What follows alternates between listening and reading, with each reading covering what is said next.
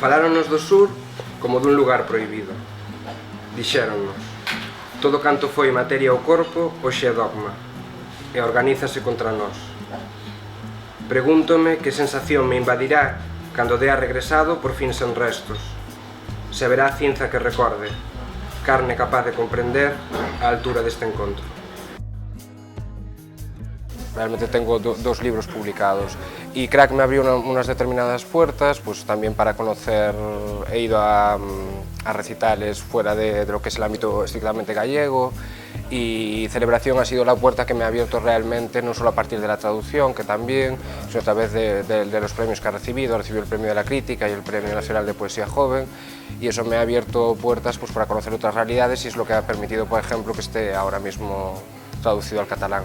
La coneixença tant de la poesia del Gonzalo com en general de tota la poesia gallega em va venir arran de la invitació en un festival de poesia, que era el Festival Veus Paral·leles, que és un festival que cada any convida a recitar amb poetes catalans poetes d'alguna altra llengua minoritària.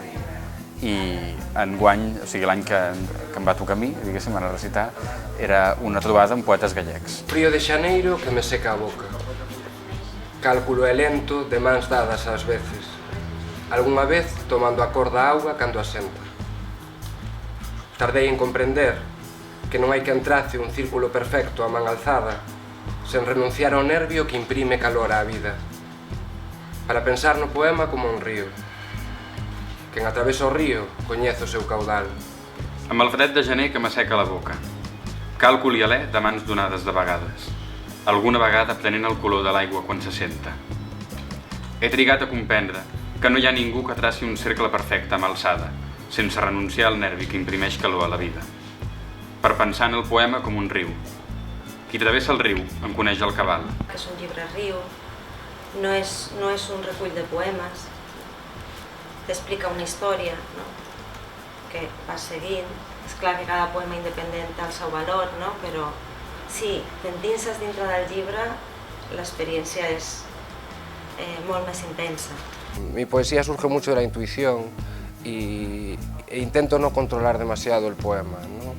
Que un poco surja lo que el momento va pidiendo y lo que está ahí guardado y que salga, ¿no? Y en ese sentido creo que lo que me han valorado más los lectores cuando me han hablado del libro positivamente, ¿no? Pues me han dicho que es una poesía abierta, que es capaz de la gente de identificarse con ella, y eso para mí es un elogio grande, la verdad. Si és així, és un elogio grande, desde luego.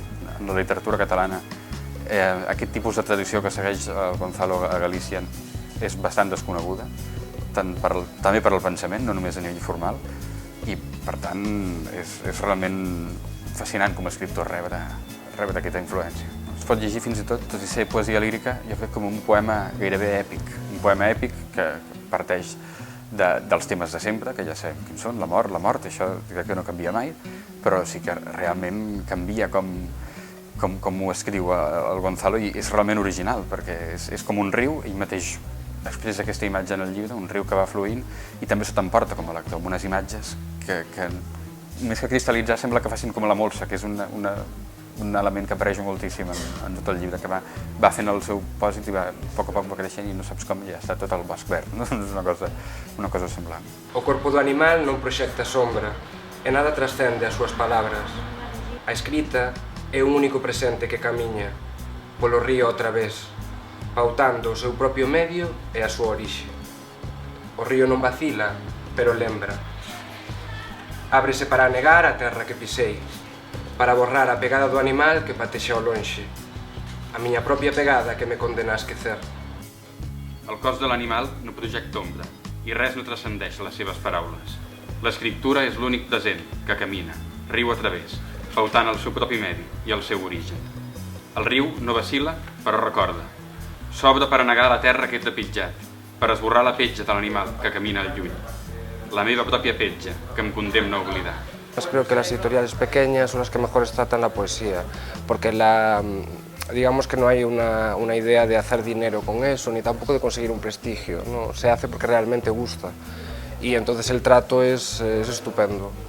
El trato personal, el aprecio por el texto, uno se siente valorado y es lo que más puede llevar de esto, ¿no?